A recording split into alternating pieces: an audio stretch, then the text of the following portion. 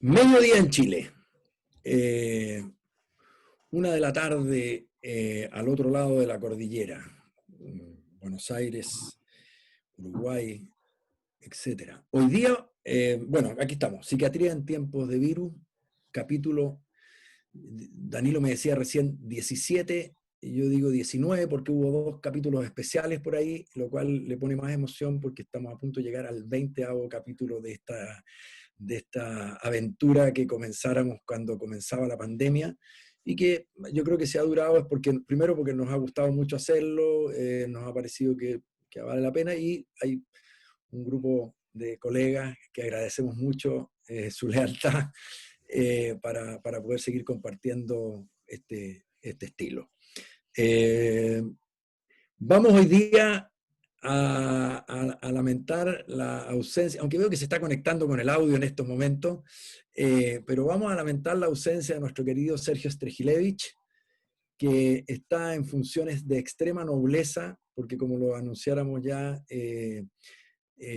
está cuidando a su madre. Esa es la verdad, que ha estado delicada, un tema de salud, pero caminando todo eso bien, pero él ha estado, como no está fácil en este momento el cuidado de los adultos mayores, ni en general la movilidad de nosotros, él está a cargo de esto y no lo vamos a tener como panelista, pero ahí se sumó, va a estar a la Guaite.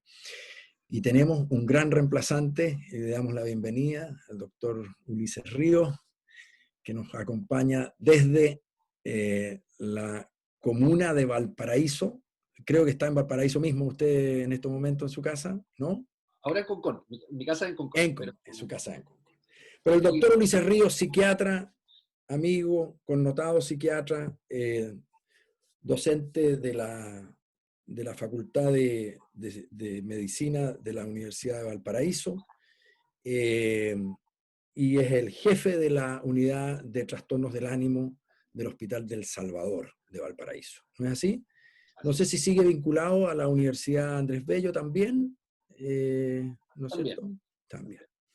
Bueno, pero es un colega muy conocido por nosotros, querido, que ha estado vinculado también al ámbito de los trastornos del ánimo por mucho tiempo y por lo tanto un interlocutor a quien respetamos y celebramos su presencia, que nos va a acompañar hoy día, cubriendo a lo mejor por ahora al doctor Sergio Strejilevich, pero ya que se dio esta iniciativa, felices de que nos acompañes en otras oportunidades también, Ulises. Bienvenido. Muchas gracias, José. Un real gusto. Como les comentaba hace un momento, vi muchas de las sesiones anteriores y creo que ha sido un espacio súper valioso, digamos. Valiente, valioso, generoso. Así que gracias por los conceptos. Hola Danilo, gusto de verte, de saludarte. ¿Qué tal, José? ¿Qué tal, Ulises? Ulises es amigo además, así que podemos contar unas anécdotas después. De las más sabrosas y jugosas. Yo ese harto también, así que... Bueno. Oye, partamos quizás diciendo que efectivamente fue, antes de partir, en off, ¿cómo se dice? Tratando de decirle a Ulises, oye Ulises, mira, ¿de qué se trata? Bueno, él ya lo conocía porque lo ha estado viendo, pero si uno tratara de resumir de qué se trata, yo siento que una manera de describir esto que hemos intentado hacer acá es como que fuera un espacio más íntimo, ¿no? En el sentido de la honestidad, sinceridad, disposición a la exposición entre nosotros, menos pudoroso, menos acartonado, sin las propias, ¿no es cierto?, formatos y rigideces que tenemos en general los del mundo de la medicina cuando se habla a colegas, o desde el mundo de la academia cuando se habla a alumnos o colegas. La idea de esto es que en el fondo nos presentemos con lo que somos, con las trayectorias que tenemos, y que desde ahí, libremente, en un espacio en que nadie nos auspicia, así que podemos decir lo que se nos antoja y decimos las cosas, bueno, con el nivel de deslenguamiento de cada uno, propio de cada uno. Sin duda se va a echar de menos siempre a Strejilevich porque a propósito de ese tema tiene una valentía que es conocida. Eso, hoy día vamos a seguir con el tema de algo que es bien distinto porque no es una patología, no es un tema específico de la disciplina, sino que, o sea, sí es un tema de la disciplina, pero es un tema muy inespecífico, como es nuestros estilos de interacción con los pacientes, particularmente nuestro estilo de evaluación, de entrevista, que sosteníamos la vez pasada, probablemente está en el corazón eso, la manera como lo hacemos, el estilo que desarrollamos, está en el corazón de la efectividad terapéutica o de la competencia o éxito como clínico en nuestra disciplina, más que en cualquier otra. No es como que uno podría decir, bueno, quizá en cirugía también, ¿no? Cuando dice que la manera como lo hace con las manos puede determinar cuán exitoso es un cirujano. Acá el estilo a lo mejor de qué es lo que hacemos con nuestros pacientes específicamente puede hacer la diferencia en el éxito terapéutico, en la capacidad de ayudar a los pacientes o no. Danilo va a tener hoy día el pandeiro, va a tomar el timón y va a hablar un poco de cómo lo hace él. La vez pasada me tocó un poco más a mí. Y después lo trataremos de aportillar entre Ulises y yo lo más posible para que tenga que defenderse y esas cosas. Eso, Danilo. Ya, pues, Sergio. Sergio. Sí, lo echamos de menos. Lo echamos de menos. Ya, José, muchas gracias. Oye, y creo que la intro que hacía, digamos, es bien atingente también para explicar de que aquí, o sea, estas son editoriales, digamos, o sea, son opiniones y en ese sentido todo es debatible. Y lo otro otra cosa que a mí me mueve, digamos, yo sé que ustedes también y yo creo que Ulises también lo comparte, es que es un espacio genuino de discusión. ¿Eh? No nos ponemos de acuerdo antes del programa, decir, ya, tú vas a decir tal cosa, tú vas a decir tal cosa. Nos ponemos de acuerdo para el esquema general, pero en el sentido de que no es que uno tome una postura y el otro tome otra postura para hacerlo más entretenido. No, es una discusión genuina y que en ese sentido para nosotros también es de harto aprendizaje, digamos. O sea, yo también espero los viernes para poder conversar con José, con Sergio, ahora con Ulises, porque creo yo que son instancias de aprendizaje, ¿ya? Antes de eso vamos a hacer avisos comerciales. Antes que parta, Sergio dice que está cocinando y que nos está viendo desde ahí. Debiera decir qué es lo que cocina, pero bueno, le creemos. Le creemos, ya. Va a pasar avisos comerciales. Los días miércoles tenemos otra actividad que es dirigida a pacientes y va por Facebook Live, ya, es abiertamente radio. También llevamos varias semanas y nos ha ido re bien. Tenemos hartos seguidores por Facebook para que se lo recomienden a sus pacientes. Instagram, Facebook y YouTube. Yes. En todos los casos se llama abiertamente radio. Y Danilo, dale con que es para pacientes. Yo digo que no, es para la comunidad general, Cierto. que incluye pacientes. Cierto. Otro par de avisos, que vamos a empezar un journal. Habíamos anunciado esto, pero vamos a empezar el Journal Club a contar del día miércoles 5 de agosto. Les vamos a mandar invitación a todos los que se han inscrito al Psiquiatría en Tiempos de Virus, digamos, pero va a empezar el Journal Club de Psiquiatría en Tiempos de Virus. Así que eso va a ser una instancia mensual, o sea, una vez o cada 4 semanas nos vamos a juntar para revisar algún paper y discutirlo en el formato journal. Es algo que nosotros hacíamos en prepandemia, ¿sí? Presencialmente todos los años, una vez al mes nos juntamos a revisar paper, y este año lo vamos a compartir con todos a través de esta modalidad, así que ahí les vamos a ir avisando, pero prepárense porque el miércoles a las 7:30 hora chilena, 8:30 en Argentina, vamos a hacer eso. Y otra cosa que quería anunciarles es que a fines de agosto, probablemente el sábado 29, también les vamos a anunciar oportunamente, vamos a tener un simposio, que es un simposio internacional cerca de modelos teóricos y de afrontamiento de la suicidalidad, ¿ya? Y ahí vamos a estar Sergio, José y yo también, pero tenemos invitados importantes de la Fundación Foro, ¿ya? María Paulisi y Demián Rodante de Argentina, una fundación que se dedican esencialmente o tienen su mayor expertise en DBT, y en ese sentido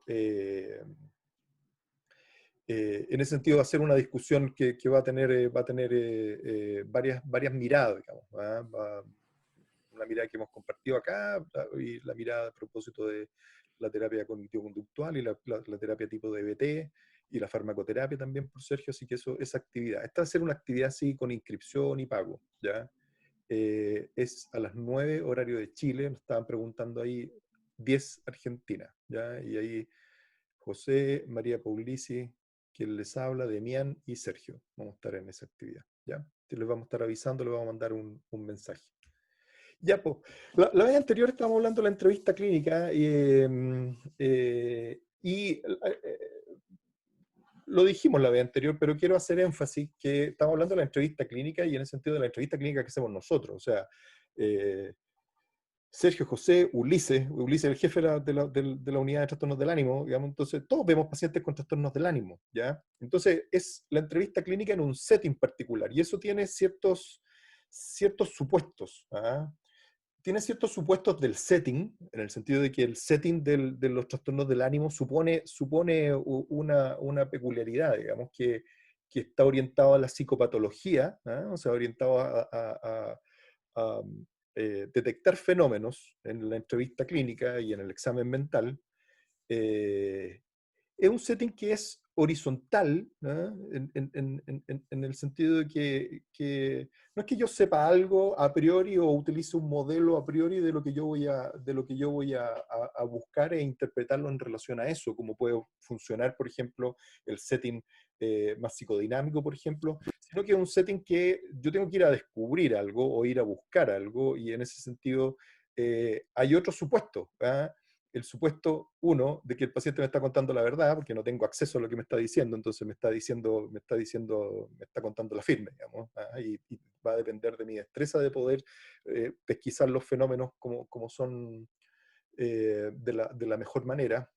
Y el otro supuesto, que parece de perogrullo, pero que no lo es que el paciente tiene algo. ¿Ah? O sea, hay algo que ir a descubrir, hay algo que uno puede ir y que puede intentar objetivar de alguna forma, ¿ah? Y en ese sentido funcionamos haciendo diagnóstico. No es una co-construcción de un modelo o de un motivo de consulta para realizar un proceso terapéutico como podría ser en la psicoterapia o a lo mejor en algún otro tipo de setting, ¿ya? Sino que el paciente tiene algo y efectivamente lo pueden entrevistar 5 personas y probablemente 3 personas, o ojalá 4, y ojalá los 5 puedan estar de acuerdo en que el paciente tiene tal cosa para que sea tratada de tal manera, ¿ya? O sea, tiene esos dos supuestos, digamos, ¿ah? El setting horizontal, el que el paciente tiene algo, y en ese sentido, cuando uno dice que tiene algo, también hay otros supuestos relacionados con los tipos de trastornos que uno ve, ¿ya? Y en ese sentido, es distinto ver pacientes con trastornos del ánimo a ver pacientes que tienen, por ejemplo, eh, trastorno alimentario o trastornos por sustancia, ¿no? La manera en la cual uno se aborda eso y la manera en la cual uno se relaciona con los pacientes es distinta, ¿ya? O sea, por ejemplo, si el paciente a mí me dice que tiene idea suicida, yo tengo que creer que tiene idea suicida. Si el paciente me dice que escucha voces, también, ¿no? Tengo que creerlo. Si yo estoy en un setting de un paciente que se trata por trastornos por sustancias, por ejemplo, ¿ya? Y me dice, no, doctor, yo no estoy consumiendo nada. Mira, qué bueno, no estás consumiendo nada, vamos súper bien, ya, ok. Pero a la salida te hace el examen, pone un poquito de orina aquí en el frasquito. O sea, ok, me cuentas cosas, tenemos una relación, pero no te creo. ¿Tá? O sea, no está basada en la confianza, o sí puede estar basada en la confianza o en la relación terapéutica, pero al final del día están estos otros elementos que hace que la relación sea un poco distinta a la del setting de trastorno del ánimo. Sergio lo explica bien en una lámina que él tiene, en que él plantea que esto es como ir en un rally y uno es el copiloto, digamos, ¿ah? En los rallies los copilotos juegan roles esenciales porque son los que andan mirando el mapa, el terreno, y le dicen al chofer, digamos, al conductor dónde tiene que ir, qué es lo que viene, si es prudente hacer tal maniobra o tal otra, digamos. O sea, en ese sentido la comunicación y eso creo yo que refleja bien el setting de los trastornos del ánimo. Obviamente no hay delimitaciones así como sean así, rígidas, digamos, porque puede ser de que un paciente con trastorno del ánimo, con un trastorno bipolar, por ejemplo, pueda presentar un episodio maníaco psicótico, ¿ya? Y ahí obviamente el setting cambia, y ahí cambia las decisiones que va a tomar el médico en relación a lo que le está ocurriendo y la manera en la cual uno se relaciona, ¿ya? Pero en general, en la mayor parte del manejo de la patología anímica ambulatoria, el setting es horizontal, uno confía en lo que le dice y uno, de nuevo, tiene que hacer el ejercicio de tratar de ver qué es lo que tiene el paciente, ¿ya? O sea, en ese sentido va a buscar algo. Y en ese sentido, el instrumento que uno utiliza, la manera en la cual uno entrevista y el tener más o menos claros cuáles son estos conceptos previos a la entrevista son importantes, creo yo.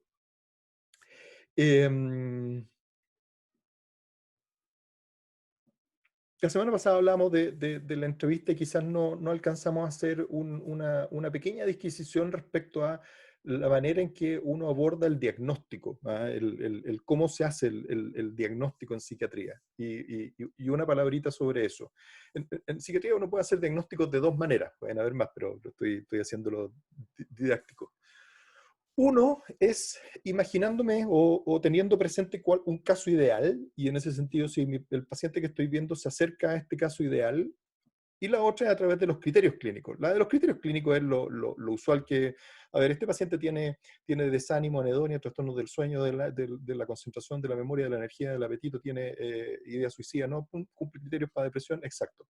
Tiene crisis de pánico, situacionales, inmotivadas, ansiedad anticipatoria, agorafobia, ok, tiene trastorno de pánico. Tiene preocupación excesiva, problemas para dormir, etcétera, etcétera, ya tiene ansiedad generalizada, etcétera, etcétera, digamos. Esa es una forma, ¿ya? Pero otra forma que quizás a lo mejor es más común en los trastornos de personalidad o en alguna otra área, pero que también uno aplica en los trastornos del ánimo, es qué tanto se parece este paciente al prototipo del paciente que tiene tal cosa. Por ejemplo, este paciente hace manías, ¿ya? Y tiene una enfermedad del ánimo. Es como el prototipo del paciente con trastorno bipolar 1, ¿ah? Que hace manías, también tiene depresiones, cada vez que hace manías pierde el insight, tiene psicosis, etcétera, etcétera. Y uno tiene un prototipo y va viendo en qué se parece y en qué no se parece, digamos, ¿ah? O sea, ese es una manera de verlo. Y creo que uno en la práctica usa un poco de ambas, digamos, ¿ya? Probablemente esto del tipo ideal se ha perdido de alguna forma en el tiempo y está menos explícito porque una de las cosas que ocurrió en la disciplina es la pérdida, que creo que lo he dicho aquí mismo, digamos, en otros lugares, es la pérdida de la prosa, ¿ya? La pérdida de la prosa. Eh, Quizás lo que diferencia en algo al residente que está empezando a aprender la psiquiatría versus el psiquiatra que ya lleva algunos años de experiencia, es que, claro, el residente aprende los criterios. ¿Ah? Mira, tiene que tener tales o cuales criterios, ¿ya? Pero cuando uno tiene más experiencia, ya ha aprendido más de la experiencia, también de la lectura, también de la historia de los conceptos en nuestra disciplina, la historia de cómo la nosología actual ha llegado a esta situación es tremendamente importante porque permite entender por qué hablamos en este momento de trastorno bipolar, depresiones mayores y todas las confusiones que se producen en eso, por no hablar de otras cosas también, ¿ya? Em, pero el psiquiatra que tiene experiencia tiene una prosa respecto a qué es lo que ocurre, ¿ya? O sea, porque uno dice ya, el trastorno de pánico tiene crisis de pánico inmotivadas, ¿ya? Pero el trastorno de pánico, las personas con trastorno de pánico habitualmente empiezan con otro tipo de fenómenos, o el mismo tipo de fenómenos, pero pequeños. Habitualmente tienen una manera de ser premórbida, ¿ah? De más angustia y de más preocupación somática. Y empiezan a tener sensaciones así de que me puedo atorar, o me está pasando algo raro, y son más preocupados de lo que le ocurre, y de pronto tienen una primera crisis de pánico, y después esa crisis de pánico va a desenvolver en lo que se llamamos ansiedad anticipatoria, y en la preocupación excesiva, lo que uno podría confundir con hipocondría, o uno podría llamarlo así en términos más coloquiales, y va desarrollando temor, evitación, la agorafobia, etcétera, etcétera, digamos, ¿ya? Esa prosa, así como de cómo efectivamente se comporta el prototipo del paciente, se ha perdido porque efectivamente el DSM utiliza criterios diagnósticos, ¿ya? Pero el DSM-2 y el ICD en una manera muy acotada, digamos, pero el DSM-2 tenía prosa, o sea, tenía algunos criterios diagnósticos, pero decía, mire, el paciente con trastorno bipolar 1 es un paciente que tiene tales características, digamos, hace manías, también hace depresiones, las manías son psicóticas, etcétera, etcétera. Entonces, de nuevo, hay algo ahí de los tipos ideales, o los prototipos o de las condiciones versus las categorías que también es importante tenerlas explícitas. ¿Qué es en qué está basando uno el diagnóstico para hacer el diagnóstico del paciente? Porque uno puede decir, mira, tiene todos los criterios, pero no se parece a otros pacientes que tienen trastorno bipolar. O esto es distinto. Y eso es relevante porque cuando uno hace esa operación, hay que explicar por qué es distinto. ¿Ah? O uno tiene que tratar de explicarse. A lo mejor hay otras condiciones que son patoplásticas y que efectivamente van a influir mucho en cómo se manifiesta la condición, ¿ya?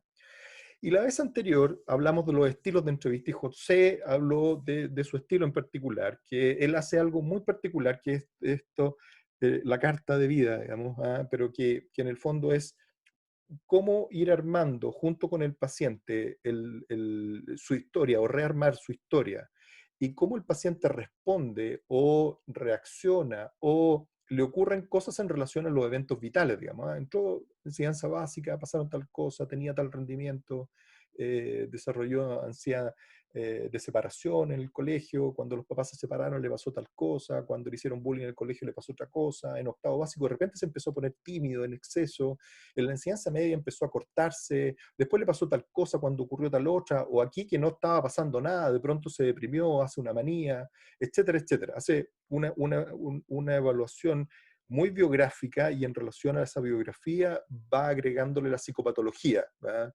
Y en ese sentido, esa es la amalgama que José presentaba la vez anterior y que tiene una base muy en la psiquiatría americana, desde mi punto de vista, en la psiquiatría, en la psiquiatría meyeriana, ¿sí? De Adolf Meyer, el modelo, eh, eh, no es el modelo biopsicosocial, tiene otro nombre, bueno, ahí lo vamos a recordar, pero está muy basado en eso. Yo ahora quiero mostrarles cuáles son mi manera de hacerlo. Lo que hace José requiere entrenamiento y requiere destreza, ¿verdad? Y eso es otra cosa que también creo yo que en los supuestos es importante tener presente, que hay gente que le resulta más una cosa, hay gente que le resulta más otra, y hay gente que está más entrenada para una cosa. Uno tiene que buscar, tiene que buscar cuál es su estilo, cuál es su método que le acomoda más. Y dicho eso, una vez que uno encuentra cuáles son sus secos, también creo que es importante tratar de pulirlos y tratar de hacerlos estereotipadamente, a propósito, ¿ya? O sea, es decir, estar consciente cuál es la herramienta que estoy usando y usarla más o menos igual. Y en ese sentido, eh, la manera de empezar la entrevista o de abordar la entrevista, desde mi punto de vista, debe ser más o menos estereotipada, ¿ya? Similar a como hablamos, ya no sé si lo hablamos los viernes o los miércoles, digamos, pero la otra vez hablamos de los tenistas. Esto es una anécdota que me contó José hace harto tiempo, que me hizo mucho sentido, que después Sergio también la cuenta, que hablábamos de los tenistas. Los tenistas cuando sacan, te hacen el saque, tienen una serie de tics y de manierismos. Así, no, pues, típicamente Mazú, que se arregla el gorro, Nadal, que se rasca, Pete Sampras tenía una que era particularmente asquerosa, que escupía con la nariz. El caballero del tenis tenía un tic muy peculiar. Pero el introducir la actividad con una actividad motora hace que efectivamente el aprendizaje de todo lo que viene más adelante, que el saque sea muy automático, ¿ya?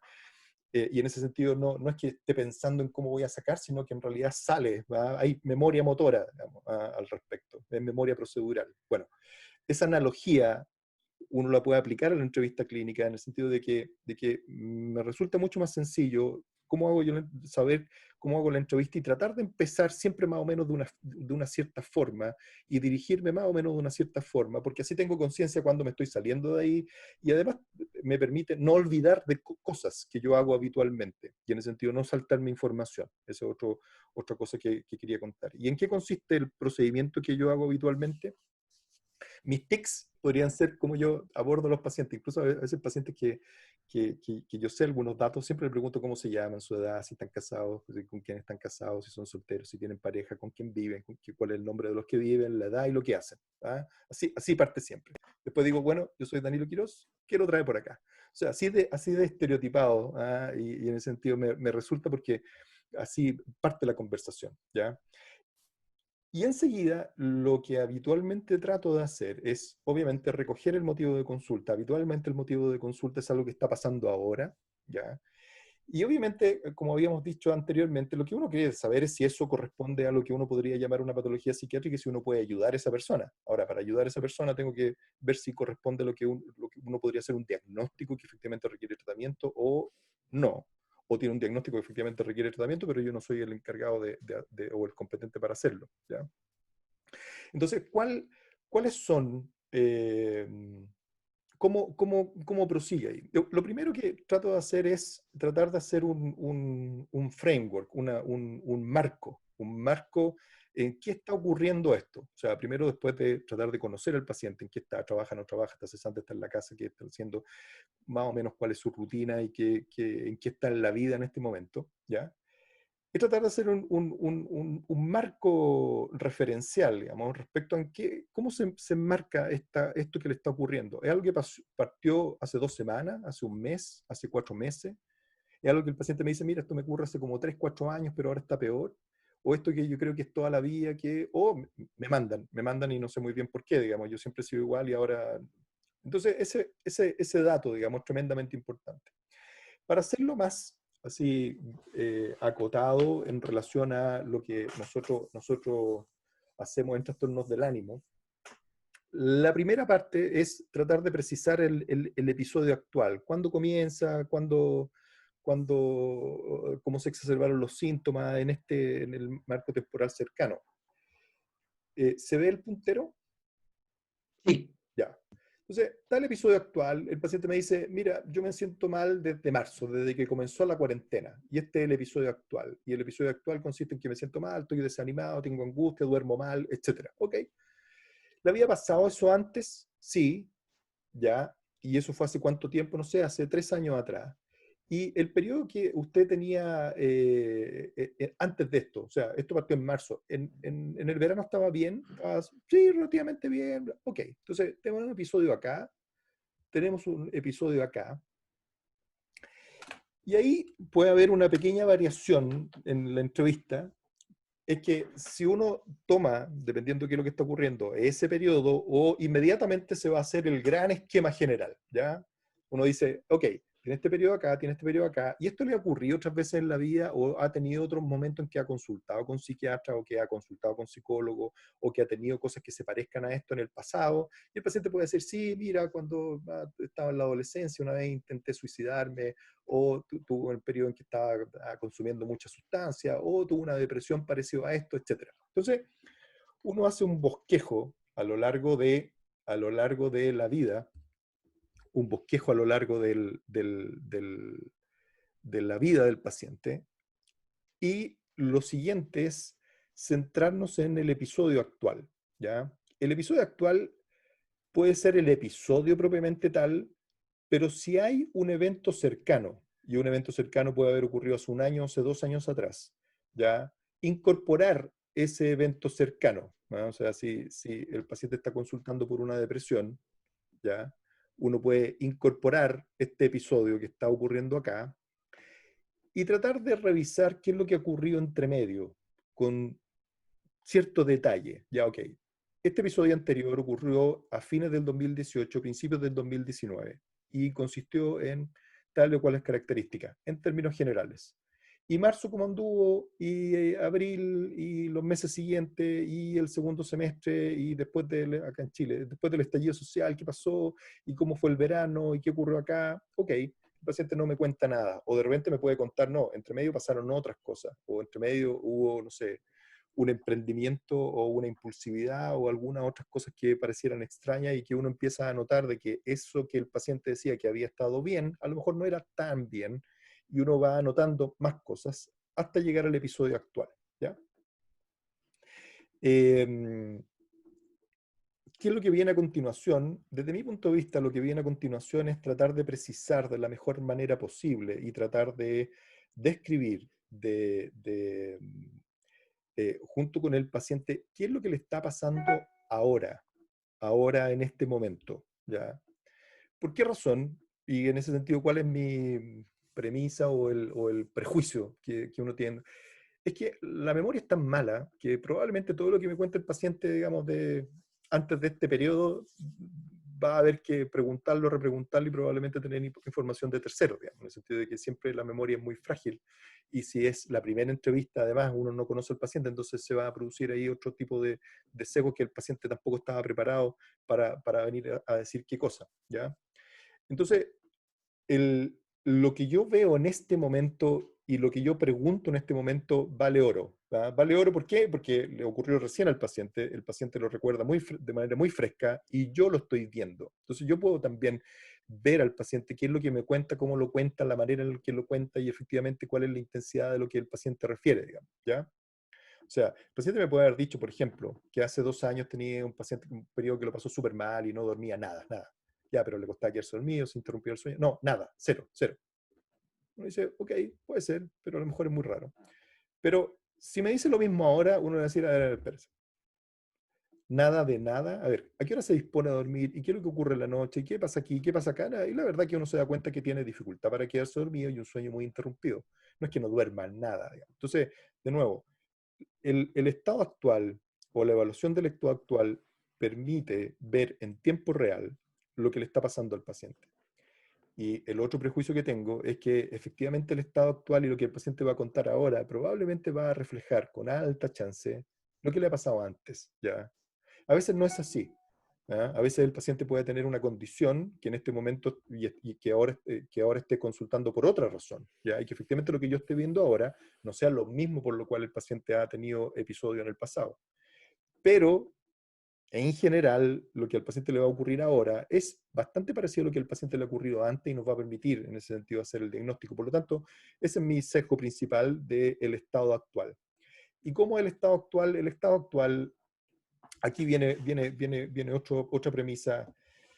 Depende mucho de cuál es la expertise por una parte y qué es lo que ando buscando. Como uno ve pacientes con trastorno del ánimo, la verdad que en general llegan pacientes que creen o que le han dicho que tienen trastorno del ánimo o que están en tratamiento por trastorno del ánimo. Por lo tanto, mi entrevista está dirigida a los trastornos del ánimo, ¿ya?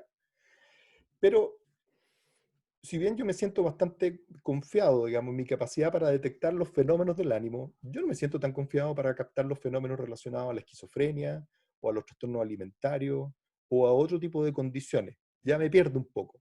¿Qué es lo que quiero decir con eso? Lo que quiero decir con eso es que la manera en que yo entrevisto o que yo pregunto a los pacientes con trastornos del ánimo es una parte o una parte acotada del inventario de preguntas que yo le puedo hacer a un paciente, ¿ya?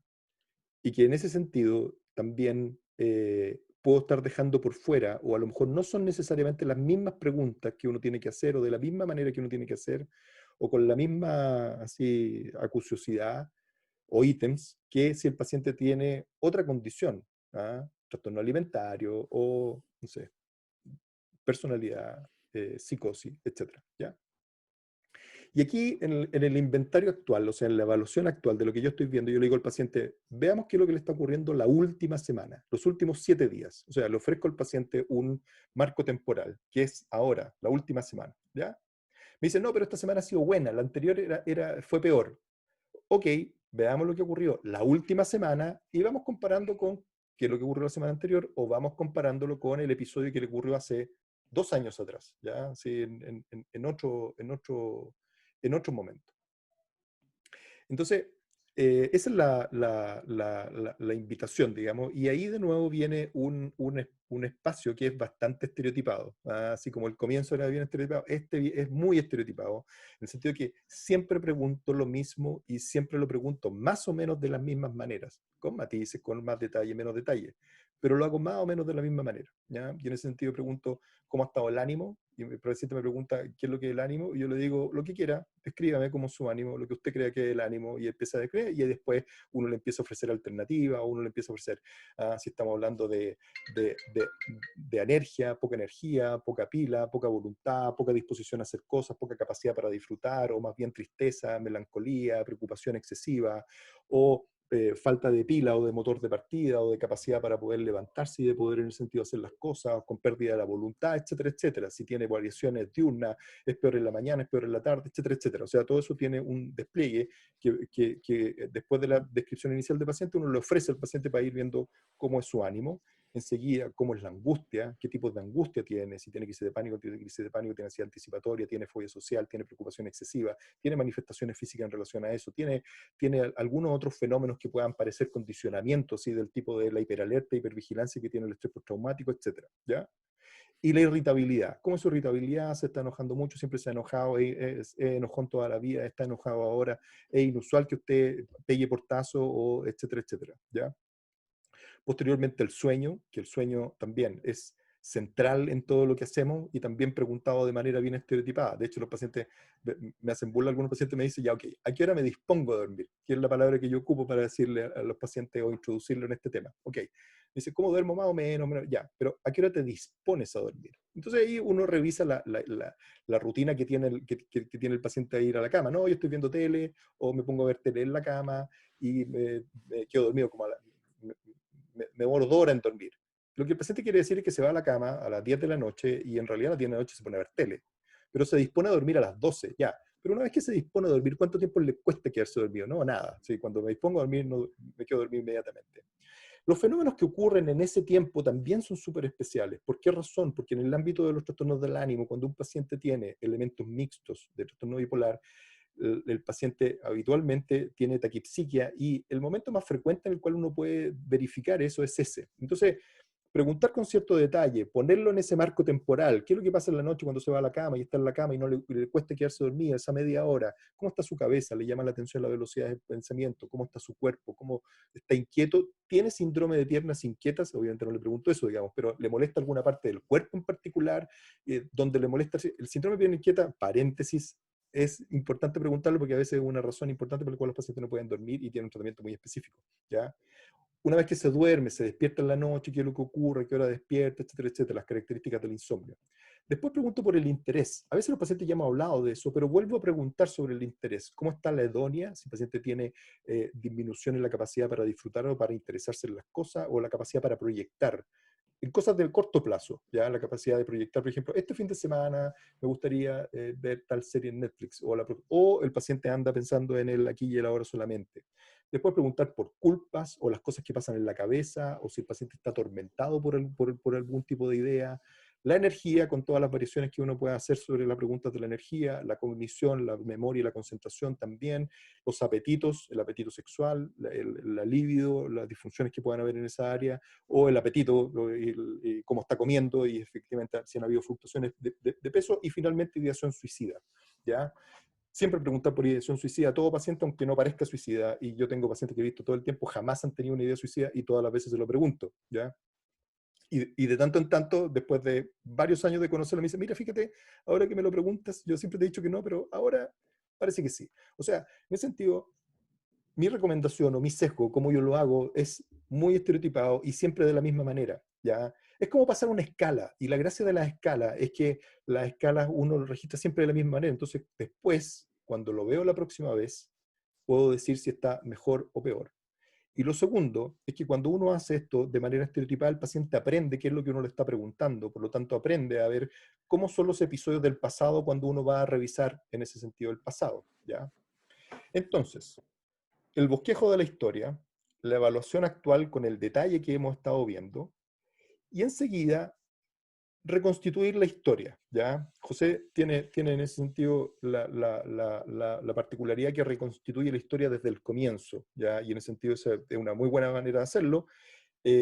Requiere tiempo, requiere mucho tiempo, ¿ya? Sobre todo si el paciente tiene 50 años, reconstituir la historia puede ser complejo, y si tiene más. Ahora, si el paciente tiene 20 años, es la manera que hay que hacerlo. O sea, si el paciente tiene años, no hay que perder la oportunidad de hacer la historia desde el comienzo, ¿ya? Usted es el segundo de 3 hijos. Ese embarazo de su mamá, ¿cómo fue? ¿Qué estaba pasando ahí al nacer? ¿Tuvo problemas del desarrollo psicomotor para hablar, caminar, sí? ¿Cómo dormía después del desarrollo psicomotor? Dejar los pañales, los hábitos de higiene. ¿Cómo era de niño en el preescolar? ¿Cómo era de niño en el escolar? ¿Qué hacían las tías del jardín? ¿Qué decían los compañeros? ¿Era el niño que peleaba, se iba a la esquina, etcétera, etcétera? O sea, uno puede ir recorriendo momento a momento. Cuando un paciente tiene mucha más historia, a veces por la premura del tiempo, es algo que uno va a ir haciendo a lo mejor en varias sesiones, pero a veces es importante acotar la historia en capítulos y tratar de ir viendo los episodios, y en ese sentido también uno puede ir centrándose por episodio. A ver, enseñanza básica, enseñanza media, universidad o trabajo, etcétera. O por hitos, cuando salí del colegio, cuando salí de la universidad o entré a la universidad, cuando me casé, etcétera. O por otros elementos, otro hito, cuando tuve hijos, cuando tuve el primer hijo, cuando tuve el segundo hijo, etcétera. Y uno puede ir poniendo, ¿por qué es importante por los hitos? Porque es la manera de poner al paciente en ese marco temporal, para que el paciente pueda acordarse de qué es lo que estaba pasando en ese marco temporal. Si uno le pregunta por qué pasaban los embarazos, no, los embarazos fueron buenos. Pero el primer embarazo, cómo fue, y el parto, y cómo nació, y tuvo dificultad en el parto, y qué es lo que ocurrió después, me dice, en realidad con el primero, la verdad que fue, nada, no dormí nada en X tiempo, etcétera, etcétera. O sea, cuando uno le ofrece al paciente ese marco temporal, es mucho más fácil que el paciente pueda recordar eh, qué es lo que estaba ocurriendo en ese momento, ¿ya? Y ahí uno termina de completar la historia. Pero la historia no se completa, sigue también en un marco general. Como les mostraba, primero viene la evaluación del estado actual, y ahí el paciente aprende las claves y aprende el lenguaje del ánimo, ¿ah? Porque yo le he preguntado por ánimo, angustia, irritabilidad, el sueño, el interés, la culpa, los pensamientos que lo atormentan, la energía, la concentración, la memoria, el apetito y la idea suicida. El paciente ya sabe qué es lo que le estoy, qué es lo que estoy preguntando. Pero en la historia yo tengo que ir recogiendo si el paciente tiene eso y alguna otra cosa, ¿ya? Un minuto. Y esa otra cosa es la revisión de sistemas, ¿ya? Y ahí mi recomendación es que, claro, uno puede ser más experto en ciertas cosas, pero no en otras cosas, ¿ya? O sea, mi confianza en la manera en la cual yo entrevisto a un paciente con trastorno alimentario o con alguna otra condición es mucho menor que la confianza que me tengo para interrogar sobre trastornos del ánimo o de ansiedad o de suicidio, digamos, ¿ya? Entonces, el usar una entrevista estructurada es una ayuda que yo lo recomiendo en alguna, no recomiendo que lo hagan toda la vida, pero por lo menos algún periodo de la vida utilizar una entrevista estructurada es tremendamente útil, porque la manera en la cual se pregunta es una manera muy precisa, ya la manera en la cual se pregunta episodio depresivo mayor, o que se pregunta por suicidalidad, o por episodios maníacos, o por trastornos ansiosos, trastorno de pánico, etcétera, etcétera. Entonces, pasarle una entrevista estructurada a un paciente, creo yo que mejora muchísimo el rendimiento de lo que intento buscar en la revisión de sistemas y a lo largo de la vida. Entonces, si uno no se siente tan confiado en otros ámbitos, o sea, lo mío son los trastornos alimentarios, y no me siento tan cómodo con la depresión o la manía, probablemente una entrevista estructurada ayude mucho a mejorar las destrezas en ese sentido de la entrevista, ¿ya? Eso, y me pasé, dije que iba a hablar 20 minutos y hablé como 40. No importa, pero todo interesante, todo importante. Partamos con el profesor Río, yo creo. A ver qué le pasa a usted con todo esto que cuenta Danilo. No sé si quieres hacer algún comentario, Ulises. Claro que sí. Sí. Bueno, lo primero que creo que es súper relevante empezar a ser explícito, creo, algo que habitualmente transita desde lo implícito, que es el tema de la entrevista. Y a mí me sorprende que siendo un elemento central para poder hacer buena psiquiatría, haya poco espacio dedicado a reflexionar sobre este tema. Eso es lo primero. Hay una gran dificultad, o al menos en mi experiencia, hay una gran dificultad también en poder enseñar a entrevistar. Y yo creo que ahí pasa un poco lo que se ha comentado de la importancia de la experiencia, ¿no? Pero no una experiencia en sí misma por acumular años, sino que tiene que ser una experiencia clínica como reflexiva, en torno a qué es lo que me va resultando, ¿no? Que es un poco quizás lo que tú has comentado, Danilo, ¿no? Tú cuando hablas de estereotipado te refieres, creo yo, ¿no? A qué preguntas finalmente te empiezan a servir, ¿no? Para ir a rescatar ciertos síntomas. Yo, particularmente, mi experiencia es bien distinta y, bueno, como la idea es debatir, yo suelo usar un estilo bien distinto a lo que ha propuesto Danilo y tengo algunas razones para ello, creo yo. Lo primero creo que cualquier entrevista clínica, y vi lo que tú comentaste la semana pasada, José, y me pareció súper interesante, porque creo que el inicio de una entrevista clínica tiene que ver con una postura ético-clínica que debe considerar a la empatía como un elemento central. Y tú, me acuerdo que comentaste esto de poner cómodo al paciente, ¿no? De hacerlo sentir bien, de generarle un espacio de confianza, que finalmente tiene que ver con un aspecto muy empático y compasivo también, de intentar aliviar el padecer del otro, y me parece que eso es central para que de alguna forma emerjan los fenómenos anímicos, ¿no? Y los síntomas en general. Yo creo muy poco en esto de ir a rescatar un síntoma o ir a reconocer un síntoma, sino que de verdad creo que finalmente uno va identificando el síntoma en un diálogo con el paciente. Y ahí quizás tenemos un aspecto como medio epistemológico que nos diferencia al menos con Danilo, y que lo hemos conversado, y por eso yo lo planteo aquí. Por ejemplo, yo suelo partir con una pregunta muy abierta y jamás hago preguntas dirigidas en torno a cómo se llama, qué estudia, ¿sí? Porque habitualmente son, o con quién vive, o la ocupación, que habitualmente son elementos que van a aflorar en algún momento de la entrevista. ¿Y por qué no lo hago? Porque cuando uno inicia una entrevista, si uno hace una pregunta abierta y deja que el paciente explaye su motivo de consulta, el paciente va a echar a correr una narrativa donde él va a jerarquizar ciertas temáticas y donde uno inicialmente va a hacer un ejercicio intuitivo de poder identificar cuál es la estrategia que uno va a utilizar en la entrevista, al menos desde mi perspectiva. Entonces, yo tiendo a pensar más que uno dispone de un set de diferentes entrevistas y que las va acomodando de acuerdo a la realidad del paciente o a lo que uno va intuyendo del paciente. Por ejemplo, hay motivos de consulta iniciales donde el paciente rápidamente te dice el paciente dice, yo soy bipolar y llevo 10 médicos que ninguno me ha sabido tratar y vengo donde usted. Eso, que son 2 frases, entrega información del paciente, ¿sí? Y yo voy a tener que, de alguna forma, plantear una entrevista, probablemente mucho más por el lado, porque la posibilidad del sobrediagnóstico, si yo hago preguntas muy tipo formato de entrevista estructurada, puede ser muy alto. Sin embargo, puedo tener otro paciente, que nos pasa mucho en el hospital, con muchas hospitalizaciones en el cuerpo, donde hay cierto grado incluso de disfunción cognitiva instalada, y uno dice, don José, cuénteme por qué viene. No sé, doctor, mi señora me trae. Entonces uno, en un caso voy a tener que restringir lenguaje, ¿no? Para no caer en el sobrediagnóstico, en otro voy a tener que de alguna forma ser súper concreto, explícito, para poder ir tratando de constatar el diagnóstico. Entonces yo creo que esos minutos para mí particularmente son súper interesantes, y después viene esto otro que creo yo que es súper interesante lo que plantea Danilo, porque Danilo finalmente lo que hace es como decir, aquí hay que saber de la enfermedad también para saber qué es lo que uno va a ir a buscar. Y entonces uno tiene que conocer de la enfermedad, y para uno es importante saber cuándo es los primeros episodios, la recurrencia, ¿no es cierto?, la frecuencia, cuántos episodios por unidad de tiempo, cómo está neutimia, etc. O sea, ahí aparece, yo creo, realmente la experticia de finalmente saber qué no se me puede escapar. Y en ese sentido me parece que tener estas preguntas como estereotipadas, como le mencionas tú, es súper útil, digamos, y es súper relevante. Pero inicialmente, y para no alargarme mucho, tiendo a pensar es que la información inicial que entrega el paciente es súper relevante y que uno como entrevistador debiera, de alguna forma, tener ciertas estructuras de cosas que no se te pueden ir sin duda, pero debieras ofrecer probablemente o ser más flexible en cuanto a qué tipo de estrategia va a utilizar en la entrevista, muy en relación al paciente, o lo que el paciente está mostrando.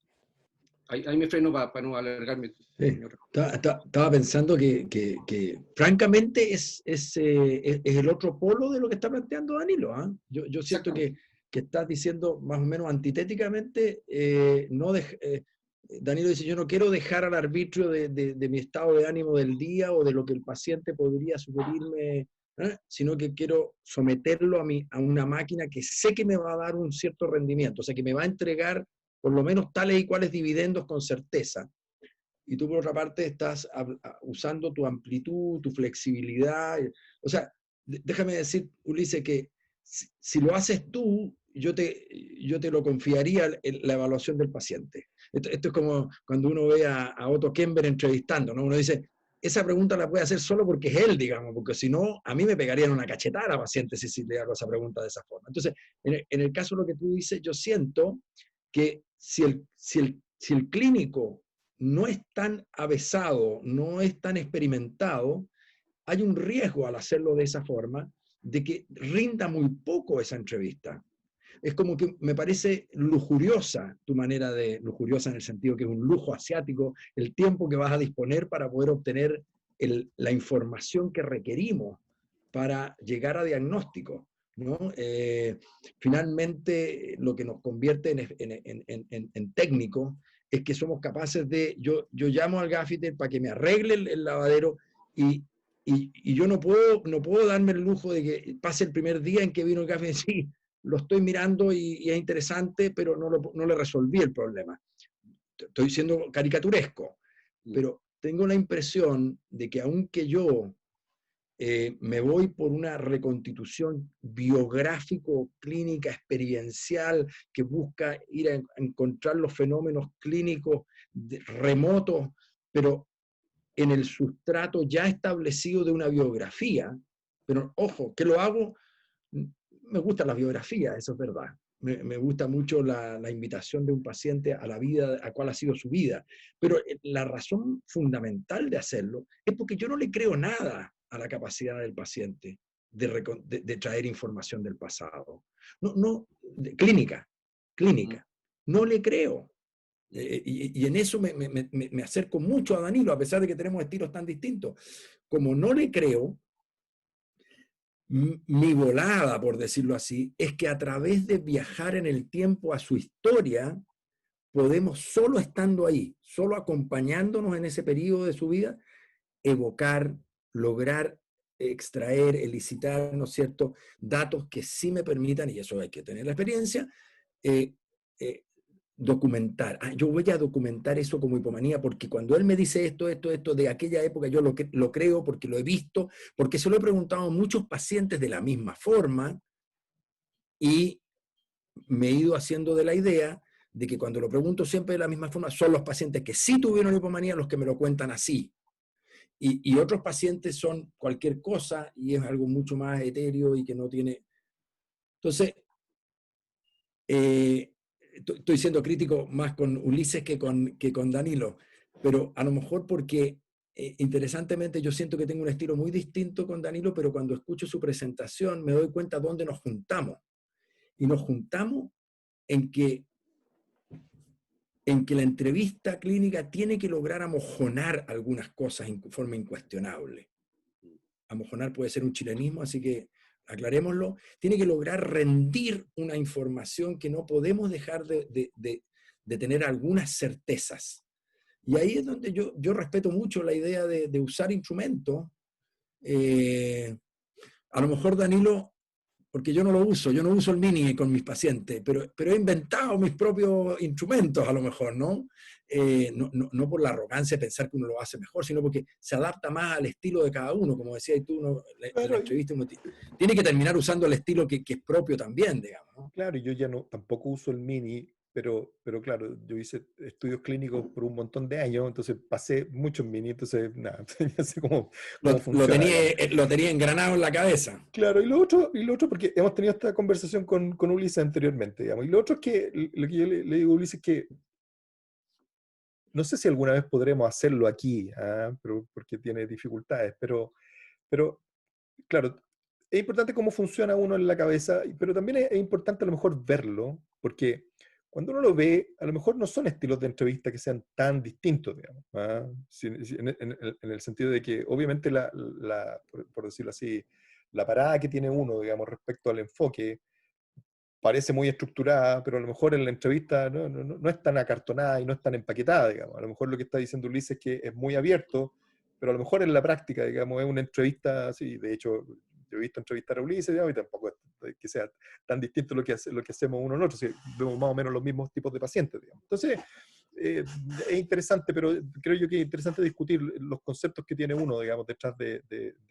cada método. Quizá hay un nivel distinto. Estaba viendo ahí a propósito también algo que pusieron en el chat, así como, bueno, me dicen, bueno, entonces, ¿cómo lo hace usted en 20 minutos? Algo así, ¿no? ¿Cómo estructura una entrevista en 20 minutos? No se puede. Entonces, el tema es,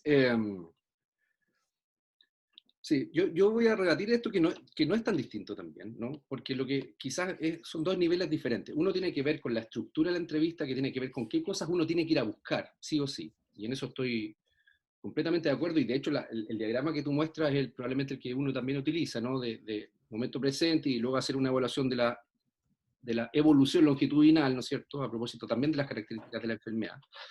Pero hay otro aspecto que es un nivel distinto, que tiene que ver con cómo uno lo pregunta, ¿sí? Y tú, Danilo, mencionaste algo que es súper interesante, que tiene que ver, y que José también lo toma, que tiene que ver con que en algún momento cuando tú lo preguntas, hay un ejercicio intuitivo de creer o no creer. Y eso te lo da la experiencia. O sea, en algún momento dice, esto que se relató como hipomanía, y que si uno toma la narrativa del paciente, pero en la entrevista, en el encuentro intersubjetivo, hay algo que uno dice, aquí esto es raro, ¿no? Y yo creo que eso tiene que ver con, no con esta mirada de la estructura de la entrevista, sino que tiene que ver con cómo uno va a rescatar, y quizás este es el punto, ¿no? Cómo uno va a rescatar el síntoma. Y ahí donde yo pienso que finalmente, cuando tú dices, yo hago preguntas, y para cada síntoma mencionaste muchas preguntas diferentes, ¿no? Porque uno va como de alguna forma tratando de describir el síntoma desde diferentes perspectivas para decir, ok, sí, esto es insomnio. Ok, sí, esto es anedonia. ¿Sí? Y ahí donde a veces siento yo que una pregunta muy estandarizada podría ser tener menos rendimiento que si uno es más flexible en cuanto a utilizar esa pregunta que ha dado resultados, pero u otras preguntas a propósito del paciente que uno tiene al frente. ¿Sí? Porque finalmente el síntoma, ¿de dónde uno lo recoge? Desde un lenguaje, desde una interpretación que hace el paciente. Estamos hablando de estado emocional, o sea, es súper difícil llevar esto a la palabra, ¿no? Y entonces hay una especie también, entre comillas, de negociación, de entender en conjunto si esto que estamos describiendo corresponde o no a exaltación anímica, corresponde o no a una irritabilidad sobre lo que uno espera, etc. Entonces quizás ahí hay una distinción y ahí puede que sea un poco más claro. Yo no desatiendo que uno tenga que tener una estructura, de hecho yo la tengo del motivo inicial, del número de episodios, de si hay remisión o no, etc. Y hay que buscar otras cosas también, no solamente ir a constatar la categoría diagnóstica, ¿no? O sea, es como que uno dice, ya, encontré la manía, estamos claros, ¿no? Hay que describir un montón de otras cosas, dentro de esas también lo que ocurre antes del inicio del primer episodio, que ese ha sido un tema para mí súper importante de investigación. Pero ese es un nivel, que es el nivel de la estructura de la conversación. Y otro nivel distinto es cómo uno rescata el síntoma del paciente. Y ahí donde quizás uno debe ser más versátil en cuanto a cuál es el lenguaje que va a ocupar, cuál es la pregunta que va a hacer, y si la va a tener que hacer muchas veces desde diferentes perspectivas, para poder acoger el síntoma y decir, sí, ok, esto es exaltación anímica lo que hubo, o esto es anedonia, o etc. Sí, estaba pensando que aquí siempre nos topamos con un problema cuando uno habla con otros colegas y algunos que trabajan en servicios, que la premura por el tiempo es tremenda y la exigencia de ver no sé cuántos pacientes por hora, etcétera. Y uno que de repente se da el lujo de tomar en una entrevista inicial, como lo hago en la práctica privada, 1 hora y media, y a veces puede ser más incluso. Claro, uno le queda la sensación, Ulises, de que lo que a mí me pasa por lo menos, que lo que tú dices es lo que yo quisiera darle al paciente como antes de empezar la entrevista formal. O sea, como que todo aquello que tiene que darse inicialmente es lo que yo le daría el espacio para poder captar desde dónde, cómo, cuál es el estilo que este tipo tiene, dejar esa narrativa libre inicial porque es muy rica. Sí, pero yo lo hago, pero trato de que una vez que ya me hice esa idea, 10 minutos, pero imagínense, cuando hay pacientes que son vistos en 20 minutos, ya me comí la mitad de la entrevista, entonces no, pero como yo me tomo harto tiempo, entonces a lo mejor yo puedo dedicar 10, 15 minutos a ver desde dónde viene, con quién me voy a sentar a conversar, a qué vida voy a ser invitado, ¿no? Y cómo habla, y qué lenguaje tiene, y tal. Pero llega un momento en que, ok, ya, me quedó súper claro por qué viene, qué le pasa, y ahora fíjese, perdóneme, pero lo voy a someter a una máquina, porque, y ahí es donde quiero tomar solamente un punto de lo que decía Danilo. Lo voy a tener que someter a una máquina porque el cinismo que yo tengo, y por eso digo que me dedico a la cosa biográfica, porque si no siento que no tenemos ni una chance de recolectar información fidedigna de lo clínico del pasado. El tema del sueño. Díganme si esto no es lo que nos pasa con casi todos nuestros pacientes. ¿Cómo está durmiendo? No, estoy durmiendo bastante bien, doctor. Sí, pero más o menos, ¿cómo es como duerme? Yo duermo 7 o 8 horas. 7 o 8 horas, ya. Ok, pero los últimos días, esta última semana, ¿cómo está? Más o menos parecido. Ya, pero más o menos, ¿qué significa? ¿A qué hora? Mire, yo tipo medianoche estoy durmiendo, ¿no? Y a las 7:30, 8 tengo que levantarme y es con despertar ya. Medianoche, ya. Pero todas las noches a la medianoche, bueno, a veces puede haber una cosa, otra, no, no, pero yo le digo, por ejemplo, las últimas noches. Sí, más o menos, como siempre. O sea, ya, a ver, puede que un día me quedé, y cuando finalmente le digo anoche, bueno, sí, como siempre, anoche. Bueno, no me acuerdo, y si lo obligo, me entero que se durmió 2 horas más tarde de lo habitual. Esto me pasa todos los días. Y cuando voy a la noche anterior a la última, ahí sí que es un mundo que se acuerde, es un mundo, pero lo obligo, pregúntenle a su señora, a ver, ¿cómo fue? Y hubo actividad marital, vieron bueno, antenoche justo nos visitó, y fueron 3 horas después de lo habitual. Y finalmente yo me quedo con la sensación de que si no somos de una majadería, porque en el fondo usar estereotipos es un poco majadero, ¿no? Y puede ahuyentar la relación empática con el paciente y puede provocar una frialdad desagradable. Pero es que si no la usamos en ánimo, porque si estuviéramos evaluando otra cosa, podemos ser más laxos. Pero en ánimo, esas 2 horas menos que está durmiendo el paciente las últimas 3 noches seguidas, para mí valen una montaña para yo hacerme una idea de qué episodio me está consultando hoy día. Valen muchísimo. Y juro que si yo no torturo al paciente para que me entregue esa información de esa forma, anoche quiero hacer, y hoy día quiero hacer desperto, no, yo me despierto a las 8, sí, pero hoy día, mire su celular, vea qué pasó. Ah, bueno, sí, bueno, whatsappé a alguien a las 6 hoy día. Ah, no era a las 8. Eso me pasa. No le creo a la capacidad, no por mala intención, el paciente miente siempre, pero sin dolo. Miente porque no estamos acostumbrados, no hay una herramienta en la memoria, ni hay una comprensión ni convicción de lo relevante que es la respuesta rigurosa. No nos responde mal por falta de rigor, si ni siquiera es capaz de ir a buscar esa información. Entonces, de ahí es que abierto para que el paciente se despliegue, pero tiene que haber un momento en que todo eso se cierre. Eso es mi opinión. Se cierre, se ponga ultra estereotipado, se ponga majadero y sobre todo desconfiado. Desconfiado no porque el paciente sea psicopático, sino porque el paciente tiene daltonismo anímico, no ve del color de las cosas que son, tiene amnesia temporal, etcétera. Entonces, de ahí que yo sí rescato mucho esta insistencia estereotipada, que uno la puede hacer con una escala o con un formato preestablecido por otro, o lo que uno mismo fue desarrollando a través de los años. Entonces, Danilo. Oye, ya estamos terminando, digamos, ya terminó. No, es que usted hizo muy larga la presentación, pues no dejó de discutir, ¿no? Disculpe, profesor. Pero hay un tema sí, perdón, dale. No, hay un tema, digamos, que también que también es conceptual y que a lo mejor tenemos algún otro programa para conversarlo, digamos, que Ulises dice, de repente el paciente me puede estar mintiendo y yo a lo mejor voy a desconfiar, etcétera, etcétera. Y ¿cuáles son las limitaciones de lo que yo estoy planteando, digamos? ¿Ya? Las limitaciones de que lo que yo estoy planteando es que tiene muchos supuestos. ¿Ya? Uno, de que el paciente tiene algo, de que me está diciendo la verdad y que yo ni siquiera me voy a preguntar si me está contando la firma o no me está contando la firma, digamos, le voy a creer siempre. ¿Ya? ¿Qué quiere decir eso? Quiere decir de que si el paciente me está mintiendo de verdad, no me voy a dar cuenta.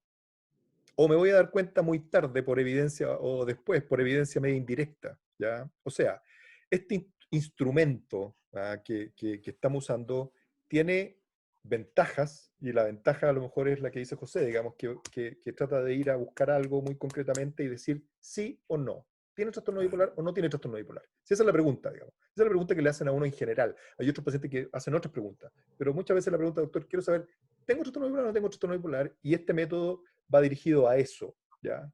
Pero si el Que es paciente... la pregunta más importante a contestar cuando nos consulta alguien deprimido, ¿sí o no? Exacto, exacto. Pero si el paciente es un psicópata, ¿ya? Para decirlo en el castellano, yo le voy a hacer esta entrevista y no me voy a dar cuenta que es un psicópata, o tengo menos chance de dar cuenta que es un psicópata y que me está mintiendo así flagrantemente, y lo que quieren en realidad es buscar algo para que yo, a lo mejor puedo tener evidencia indirecta, a lo mejor puedo tener otro tipo de pero no estoy buscando eso. Entonces, esta entrevista tiene esa ventaja de que va así al grano a buscar algo, pero tiene la desventaja que tiene escotomas, ¿ya? Tiene muchos escotomas. Y de hecho, no va a haber los trastornos de personalidad, no los va a haber. uno los puede olfatear, uno los puede intuir, uno puede tener evidencia indirecta, pero yo de mi entrevista no voy a concluir, mire, usted tiene un trastorno limítrofe de personalidad. No, no voy a poder decir eso. No voy a poder decir eso. ¿Por qué? Porque el instrumento para detectar trastorno de personalidad es otro instrumento, es otro setting, es otra... Entonces, esta es una conversación que es bien conceptual, pero que yo creo que es tremendamente importante y no sé, ya no tenemos tiempo para entrarnos en eso, pero lo dejo planteado por si lo tocamos en alguna otra... Sí, y además me encantaría poder escuchar más a Ulises y a lo mejor lo vamos a tener que invitar nomás en una próxima. Sí, Si es pues de que, si es todas que él está maneras. dispuesto, sería realmente muy, muy bueno. Sabes que yo tengo una otra crítica, o sea, un otro pero con tu estilo, Danilo, cuando tú estabas diciendo cuáles son las limitaciones del estilo, no del estilo, pero de lo que haces o de lo que planteas que haces, y es porque hay un supuesto en particular que me complica más que cualquier otro, que es que la manera en que el paciente se enferma o que la manera en la que el paciente experimenta síntomas es estereotipada realmente. Porque si bien es cierto, y por Dios que es cierto, ¿no? Hay pacientes que hacen manías cada cierto tiempo y cada vez que se ponen maníacos, ¿no es cierto? Es como hasta la misma temática les vuelve, hasta los mismos sujetos, las mismas ideas delirantes, es impresionante cómo se estereotipa. Pero también es cierto que cuando uno toma la idea de carta de ánimo o carta de vida con cuadraditos para arriba y cuadraditos para abajo, ¿no es cierto?, de episodios de elevación o depresión, y después lo compara con la carta hecha a mano, cuando uno trató de realmente ir determinando el estado anímico del paciente a medida que transcurría el tiempo, se da cuenta que primero cuadraditos nada, segundo, no hay 1, 2 y 3, 1, 2 y 3 o mixto, sino que es infinitas formas de gelatina. Sí, pero en ese sentido, José, o sea, la entrevista actual, o sea, el estado actual último, precisamente tiene esa característica, o sea, y por eso tiene Es de lo esa único que tendremos certeza. profundidad, digamos, porque es de lo único que tenemos certeza, y por eso es mi sesgo, digamos, de que yo creo que de ahí voy a sacar la mayor cantidad de información, y ahí están todos los matices de grises, están todos, están todos, están todos. ¿Ya? O sea, en ese sentido, no, yo no creo que los pacientes tengan cosas estereotipadas, digamos. Más aún, creo que hay muchos matices, y más aún, ahí aparece la comorbilidad, y ahí puede aparecer la explicación de por qué el paciente no tiene una enfermedad estereotipada, digamos, y es porque tiene una individualidad, digamos, la individualidad es Porque es comorbilidad, pero no es único. solo comorbilidad, sino que también es estilo, es personalidad, son otros aspectos, ¿ya? Pero, de nuevo, o sea, en ese sentido, claro, a lo mejor hay que verlo para que no parezca que uno vea al paciente y le aplica un cuestionario, digamos, ¿ah? Pero tiene que ver con que, hablando de instrumentos, los instrumentos tienen utilidades, digamos, y no sirven para otras cosas. Y ese es una de las premisas que yo tengo, por lo menos, ¿ya? Estamos repasados. Ulises, Ulises, palabras al cierre y de aquí nos vamos. ¿Quiere decir algo más antes de irnos? No, me parece que, bueno, que el tema es súper amplio y da con ganas de poder discutir bastante más, porque hay, yo creo, distintos niveles en esta discusión, ¿ya? Y tú planteas, por ejemplo, un tema de la confiabilidad de los síntomas a propósito y pones el ejemplo del insomnio, y me parece súper bien, y ahí uno puede entrar en toda una discusión de cuáles son las dimensiones sintomáticas que tienen más o menos confiabilidad en una descripción retrospectiva. Yo creo que es un análisis súper importante. Segundo, es que el objetivo diagnóstico, como lo han planteado ustedes, que a mí me parece, yo trabajo en una unidad del ánimo y tengo que definir si el paciente ingresa o no a la unidad, ¿no? Entonces, el objetivo de la entrevista es distinto paciente a paciente, y yo creo que ese es un elemento. Hay entrevistas donde la manía muy clara aparece prontamente, y entonces ahí como que el objetivo de la entrevista ya no empieza a ser menos relevante en cuanto a decir, ya, ¿será bipolar o no? Sí, me describió una manía completa y está clara. Y entonces yo voy a volcar mi entrevista, y esto lo respondo a propósito de la utilidad del tiempo, voy a volcar mi entrevista, como ya tengo la manía clara acá, a otros aspectos. ¿Cuál ha sido la recurrencia, la evolución, adherencia a tratamiento, si lleva 10 manías en el cuerpo, por qué se ha descompensado tanto? Y voy a volcar mi entrevista con ese objetivo, inicialmente. Que es distinto que a veces donde yo me voy a consumir probablemente todo el tiempo de la entrevista en realmente ver si es que eso era hipomanía o no. ¿Te fijas? Entonces, los objetivos, el desafío de la entrevista diagnóstica es diferente paciente a paciente. Sí. Es distinto. Y el, setting a veces va a modelar esa diferencia, claro que sí. Uno en virtud del tiempo también va a utilizar eso. Uno hace como una especie inicialmente de radar y dice, aquí, en este episodio me voy a meter y aquí me voy a gastar probablemente 30 minutos porque este episodio es relevante. Y cuando yo consigo, ok, esto era una hipomanía, ya voy a tener un acuerdo con el paciente que me va a permitir ir ver si, bueno, y esto le ha pasado en otros momentos. Entonces, quizás también para rebatir de que a veces un estilo donde puede abrir una entrevista y elegir diferentes estrategias, no necesariamente es el estilo más largo, ni menos, y que atiende menos no, y que atiende menos al tiempo. Y por supuesto, claro, hay una estructura siempre, porque uno sabe lo que tiene que ir a buscar, y eso tiene que ver con que uno conoce la enfermedad, ¿no? Y lo último de la entrevista familiar, que tú lo mencionaste, me parece que es fundamental, y también es súper importante saber cuál es, en esta perspectiva, nosotros todos los ingresos lo hacemos con el paciente y los últimos minutos con el familiar. Esa es la forma de ingresar a la unidad. Y el familiar pensado también en términos no solamente de una descripción en tercera persona de lo que ocurrió, sino que también pensado en términos de cuál es la idea que tiene el familiar en torno a la enfermedad bipolar. Hay pacientes que dicen, oye, ¿para qué te vas a tomar esta pastilla, esta cuestión? ¿Cuál es la concepción del paciente en torno a la enfermedad y al tratamiento? Y también uno evalúa la dinámica que ocurre ahí, digamos, porque ¿qué tanto nos va a ayudar este paciente en plantear un tratamiento, digamos, como red de apoyo? Entonces, bueno, hay un montón de aristas, digamos, sin duda que el tiempo quedó corto. No, ya estamos pasados. Pero Macanudo, muy bueno, Ulises. Danilo quiere cerrar, ¿cierto? No. Un saludo a Sergito, saludo a la mamá, y lo queremos también de vuelta la próxima semana.